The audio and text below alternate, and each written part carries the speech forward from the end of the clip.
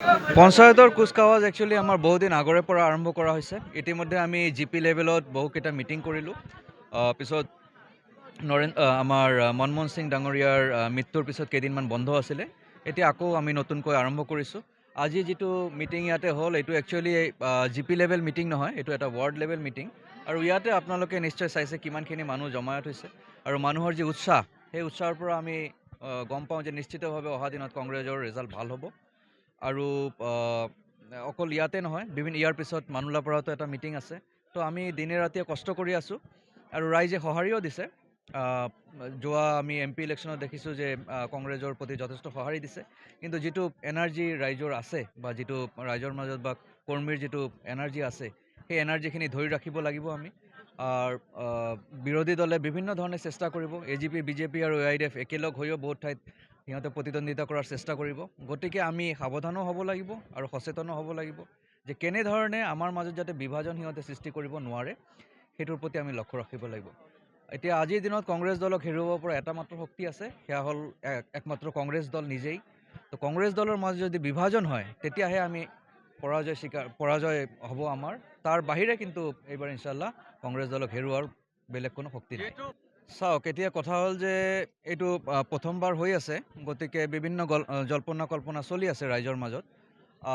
এটা কথা ঠিক যে হিমন্ত বিশ্ব শৰ্মা ডাঙৰীয়া নিশ্চয় ভয় খাইছে আৰু সিহঁতৰ বাহুবল আছে আৰু ধনবল আছে। সেই দুটা ব্যৱহাৰ কৰি সিহঁতে হয়তো বিভিন্ন ধৰণে প্ৰেছাৰাইজ কৰি মেম্বাৰ যিকেইটা জিকিব সিহঁতক নিজৰ ফালে লোৱাৰ এটা চেষ্টা কৰিব বুলি আমি এটা শংকা প্ৰকাশ কৰিছোঁ। কিন্তু যিটো আমাৰ ইয়াতে যিটো পৰিস্থিতি হৈ আছে, আমাৰ ইয়াতে যিটো সমবায় ইলেকশ্যন হ'ল, সেই ইলেকশ্যন আৰু এইটো ইলেকশ্যন কিন্তু আমি চিমিলাৰ বুলি ধৰিব পাৰোঁ। তাতো এটা চিম্বল নাথাকে, আমাৰ দলীয় এটা সংকেত থাকে বা এটা আমি দলীয়ভাৱে আমি এজনক ছাপোৰ্ট দিওঁ আৰু সেই ছাপোৰ্টতে ৰাইজে কিন্তু ভোট দিয়ে। তো সমবায় ইলেকশ্যন যিটো কালাপানীত হ'ল, 9টাৰ ভিতৰত আমি 6টাই জয়ী হৈছোঁ। তো গতিকে মোৰ বোধেৰে ৰাইজ ইতিমধ্যে সচেতন। ৰাইজে গম পায় কংগ্ৰেছ দলৰ কোনটো, যদিও চিম্বল বেলেগ বেলেগ, কংগ্ৰেছ দলৰ কোন প্ৰাৰ্থী ৰাইজে গম পাব আৰু সেই হিচাপে ৰাইজে ভোট কৰিব। AIDF, AGP আৰু BJP ইতিমধ্যে একেলগ হৈ কাম কৰি আছে, এইটো ফেক্টৰ নহয়। মই ইতিমধ্যে ক'লোঁ, কংগ্ৰেছ দলক যদি হেৰুৱাৰ কাৰো ক্ষমতা আছে, একমাত্ৰ কংগ্ৰেছ দলৰে আছে। আমাৰ মাজত যদি বিভাজন নহয়, আমাৰ যিসকল 4জন 5জনকৈ আমাৰ দাবীদাৰ ওলাইছে, সেইকেইজন যদি একেলগ আমি কৰি ৰাখিব পাৰোঁ, তেতিয়াহ'লে আমাক কোনে হেৰুৱাব নোৱাৰে। পঞ্চায়তৰ কুচকাৱাজ একচুৱেলি আমাৰ বহুদিন আগৰে পৰা আৰম্ভ কৰা হৈছে। ইতিমধ্যে আমি জিপি লেভেলত বহুকেইটা মিটিং কৰিলোঁ। পিছত আমাৰ মনমোহন সিং ডাঙৰীয়াৰ মৃত্যুৰ পিছত কেইদিনমান বন্ধ আছিলে। এতিয়া আকৌ আমি নতুনকৈ আৰম্ভ কৰিছোঁ। আজি যিটো মিটিং ইয়াতে হ'ল, এইটো একচুৱেলি জিপি লেভেল মিটিং নহয়, এইটো এটা ৱাৰ্ড লেভেল মিটিং। আৰু ইয়াতে আপোনালোকে নিশ্চয় চাইছে কিমানখিনি মানুহ জমায়েত হৈছে।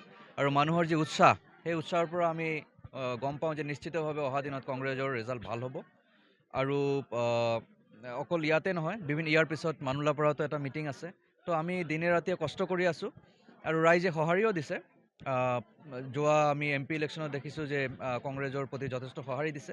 কিন্তু যিটো এনাৰ্জি ৰাইজৰ আছে বা যিটো ৰাইজৰ মাজত বা কৰ্মীৰ যিটো এনাৰ্জি আছে, সেই এনাৰ্জিখিনি ধৰি ৰাখিব লাগিব আমি। বিৰোধী দলে বিভিন্ন ধৰণে চেষ্টা কৰিব। AGP, BJP আৰু AIDF একেলগ হৈও বহুত ঠাইত সিহঁতে প্ৰতিদ্বন্দ্বিতা কৰাৰ চেষ্টা কৰিব। গতিকে আমি সাৱধানো হ'ব লাগিব আৰু সচেতনো হ'ব লাগিব যে কেনেধৰণে আমাৰ মাজত যাতে বিভাজন সিহঁতে সৃষ্টি কৰিব নোৱাৰে, সেইটোৰ প্ৰতি আমি লক্ষ্য ৰাখিব লাগিব। এতিয়া আজিৰ দিনত কংগ্ৰেছ দলক হেৰুৱাব পৰা এটা মাত্ৰ শক্তি আছে, সেয়া হ'ল একমাত্ৰ কংগ্ৰেছ দল নিজেই।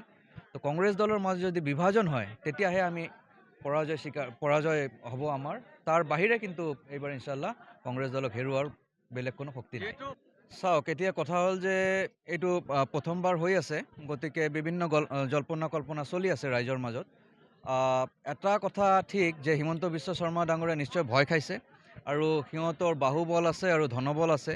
সেই দুটা ব্যৱহাৰ কৰি সিহঁতে হয়তো বিভিন্ন ধৰণে প্ৰেছাৰাইজ কৰি মেম্বাৰ যিকেইটা জিকিব সিহঁতক নিজৰ ফালে লোৱাৰ এটা চেষ্টা কৰিব বুলি আমি এটা শংকা প্ৰকাশ কৰিছোঁ। কিন্তু যিটো আমাৰ ইয়াতে যিটো পৰিস্থিতি হৈ আছে, আমাৰ ইয়াতে যিটো সমবায় ইলেকশ্যন হ'ল, সেই ইলেকশ্যন আৰু এইটো ইলেকশ্যন কিন্তু আমি চিমিলাৰ বুলি ধৰিব পাৰোঁ।